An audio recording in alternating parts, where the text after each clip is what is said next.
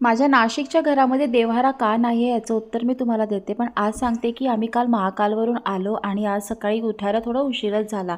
सचिनला पुण्याला जायचं होतं म्हणून आज नाश्त्याला खास त्याच्या आवडीचं तुपातला पराठा आणि चहा त्याला दिला. त्यानंतर शिवचरणला तांदळाच्या पिठाचे घावणे दिले. आय होप मी प्रोनाऊन्सिएशन व्यवस्थित करत असेल, कारण मी आधी याला आंबोळी म्हणायचे आणि हे चुकीचं आहे असे माझ्या काही फॉलोअर्सनी मला सांगितलं आणि ते मला पटलं पण.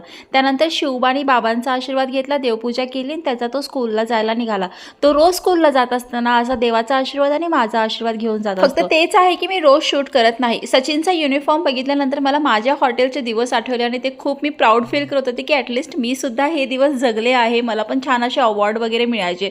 त्यानंतर जे काही कपडे होते ते मशीनला लावले, कारण की फार पाऊस होता उज्जैनला आणि फार भिजले पण होते. वैष्णवीला टिफिनमध्ये मी दिलं होतं गोबी आणि कांद्याचा पराठा. त्याची फुल रेसिपी यूट्यूब चॅनलवरती मी टाकलेली आहे. आणि वैष्णवीने महाकालचा प्रसाद घेऊन शाळेमध्ये गेली होती. मस्तपैकी घरातलं आवरून घेतलं, तोपर्यंत एक कधी वाजला कळालंच नाही आणि माझी आंघोळ सुद्धा आज पेंडिंग होती. खूपच लेट झालं होतं काम करण्याच्या नादात. हे विसरून गेले की अगदी सचिनला 2 तासावर जायचं आहे आणि मस्तपैकी त्याच्या आवडीचं वरण भात केलं आणि छान गोबीचा पराठा दिला. माझं नवीन सागाचं देवघर मी घेतलं होतं नाशिकला असताना, ते मी पुण्याच्या घरात ठेवलेलं आहे, त्यामुळे इथे देवारा नाही.